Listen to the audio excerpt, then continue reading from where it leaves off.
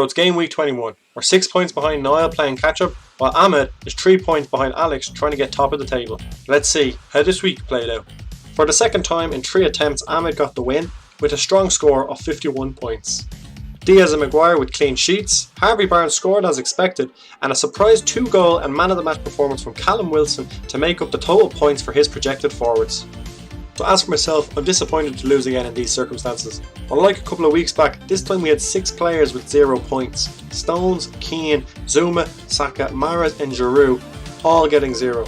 I was glad to see Villa get a clean sheet despite not starting Martinez, and new signing Pereira exceeded expectations with a goal and an assist. Having 5 players come out with 37 points when a few weeks back we won by having 31 points with only 6 players, it just shows how good this week actually was for us. Losing by 14 points this week when all I needed from the 6 players was 3 points each, and it would have been a win. That's why it's disappointing to lose this week. The recent signings of Cash and Pereira have been fantastic, and I'm hoping Mahrez follows suit this week. So once again I went to my comments for some inspiration, and I'll go through briefly how the other matches went this week. Firstly, the in form Tomas was up against league leader Alex and unfortunately was halted by a dismal performance.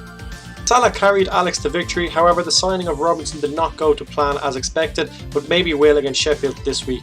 And Ndombele signing from Tomas hasn't paid off yet, and he'll be hoping Cancelo and Gundogan return against Burnley.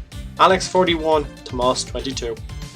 In the mid-table, Ross and Fuelon have been taking turns in 3rd and 4th this season.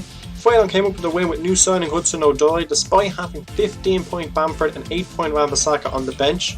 Ross could have stolen a win because of that, but sadly recent signings of Vinicius and Odegaard did not pay off. Ross 28, Fuelon 31.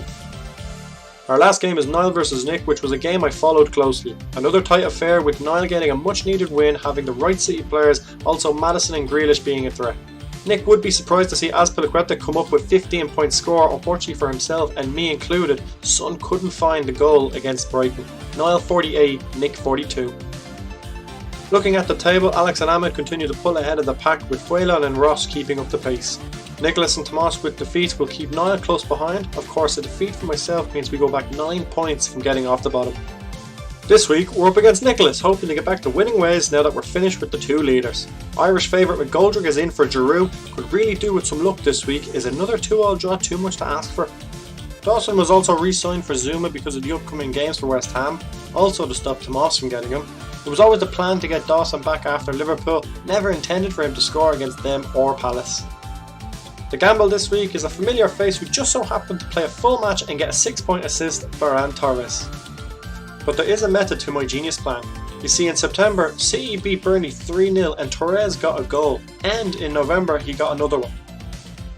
Plus in that same game Mahrez got that infamous hat-trick, which was heartbreaking as Ross beat me by 2 points that week. So I feel it's only right for this time me to be on the right side of a hat-trick. Feels like a lifetime since we were talking about John Stones. For Nick, Son and Foden are always a threat. Everton away to Leeds can be tricky. Shea Adams could upset his United defence, but Souček could upset our Villa defence.